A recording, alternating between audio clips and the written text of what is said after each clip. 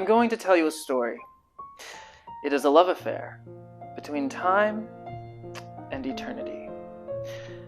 The picture book of the story is the Tarot. I believe that the 22 major arcana of the Tarot illustrate the creation of the universe, not necessarily just the objective universe, but the more mysterious, subjective YO universe.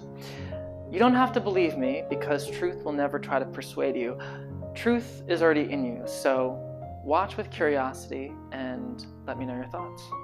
In the beginning was nothing, and from nothing came something. That very moment is the one mystery that all mystics, philosophers, occultists are trying to uncover. The Fool is quite literally the cosmic joke. The point of it all, the tatwamasi, the tathata, the suchness, the I am that I am. This very moment and eternity. If the Fool is nothing coming into something, then that something is consciousness. And that consciousness is represented by the magus, the magician. The magician is mind itself, and we know that Tarot has a very hermetic lineage. The first principle of Hermeticism is mentalism. All is mind. This is the one consciousness, limitless, expansive, omnipresent, everywhere, and eternal. And that consciousness has a very mysterious consort, the subconsciousness. The priestess is the space between the notes that allow for the universal song, the universe, the one verse. The priestess is the reservoir of consciousness as it echoes, the unknown aspects of consciousness, the dark matter, the contrast that allows something to appear. You see, the magician is consciousness focusing, choosing, expanding, and the high priestess is the opposite, is the blur, is the shadow, is the collective unconscious from which we all come. When the consciousness of the magician reaches the subconsciousness of the priestess, they come together in this divine marriage and create subconscious deductions that create imagination itself. The Empress is the mother of all life, but more deeply the mother of all life in here. The very imagination. With imagination we can do a lot of things, and we will do a lot of things because we still have 18 cards to go through. The first thing we do is start to realize ourselves. The Emperor, through the imagination, begins to constitute himself and contextualize himself as almost a separate unit of consciousness. This isn't quite the ego, but it is the forerunner and perhaps the foreshadowing of the ego. The Empress is all life, flowing in all directions, unbridled with joy, whereas the Emperor is the organization of that energy into the beginning of self and other.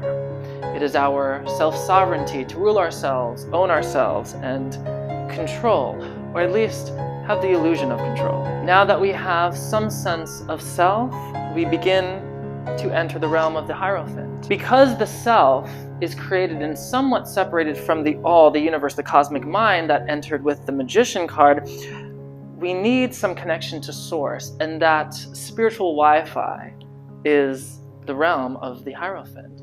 This is what connects us to our spiritual truth, our higher self, and it is also the threads that join us together. With separate selves connected to the Source, we now have the ability to form relationships, which is the lovers. With relationships forming, whether that be between you and a loved one, you and family, or just you and the sky, we start to contextualize our environment and integrate all of the past experiences into a life. That life is represented by the Chariot card. The Chariot is what we defend, what we protect, and more deeply, the many layers of self that lie above and below. Moving on to the second septenary of the major arcana, we begin with the Strength card. The Strength card is the relationship we begin to build with our energy. This is a card of the Serpent power, which is also called the Kundalini energy. This is also where we begin to desire and control that desire. The Hermit card is when we return to ourselves. We have a life, we have relationships, we have desire, we have an organization of energy in our bodies, in our visions, and now we return to a very sacred space within and begin to ask those deeper questions that will be realized in the later arcana. A new relationship that we form with our Creator, as the card itself is an expression of that Creator. If we ascend to the spiritual depths of the Hermit, we may, if we are lucky, get a glimpse of the true workings and law of the entire universe, which is illustrated in the Wheel of Fortune. This law of cyclicity, rotations, cycles, rhythm, polarity, I mean, all you have to do is look in the sky to realize that. This very law is internalized into our own personal microcosmic realities below through the Justice card. The Justice card is our karma, our cause and effect, the Newtonian universe, the realities that we fall into but actually create, action and reaction. The same laws of the Wheel of Fortune realized on the human scale. By this point, we have indeed entered the world of time, but time has not been fully realized until the last card. So let's continue. The Hanged Man foreshadows our first major death. It is the moment when we can choose to realize ourselves as an appendage of the Source, the Creator. And if we fully surrender, we go through a very deep process of putrefaction in the Death card. This is where we confront mortality and also, even scarier, incarnation. Confronting incarnation and having a death, whether it be a literal one or a spiritual one or a theoretical one, we recover through the Temperance card. Temperance is when we retrieve all of our past experiences of the second septenary and begin to move forward in our spiritual quest, which starts in the next card. Temperance is also the meaning of our holy guardian angel, and perhaps an understanding of fate that we might not want to admit, but that's a whole nother video. The Devil is the first phase of our spiritual unfoldment, and it is the moment we feel an unpleasant tension. That tension is what is holding us in this material world. It is our attachments. When we let go of those attachments, we have our second major death, illustrated by the Tower card. This has been contemporarily called spiritual emergency, and it is a destruction of a false science, a destruction of an illusion. However, the Tower also shows us the same energy that created the world in divine destruction and creation, which happen simultaneously. And that is a mystery for another video. We recover from the Tower in the Star. When the Tower is destroyed, we can finally see the limitless sky, the infinite degrees of a circle, and know that we can walk in any one direction and recreate our entire reality. The Star is the firmament, and it is where we set our sights for a cosmic awareness, which is to be realized later on. As we venture into the firmament, into the unknown, into the potential of who we really are and what we really are, we pass the threshold of the moon.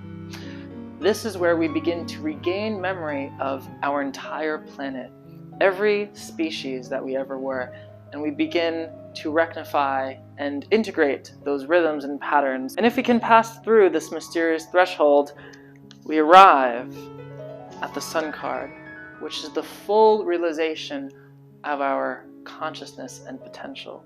This is spontaneity, life, light, and total creativity. It is at this moment that we have the opportunity to finally stretch out of our familiar forms and begin to merge with the one consciousness that is the Judgment card. This is the shift of one reality into another, and this call is heard by all. If we choose to answer the call, we can finally merge into the World card, the finale, the New Jerusalem, the spiritual enlightenment, which is ironically the world of time and the world of eternity. If you would like more Tarot Esoterica, make sure to subscribe for my upcoming videos, and please contemplate, cognize, and comment your thoughts below. I will see you in the next wormhole. Much love.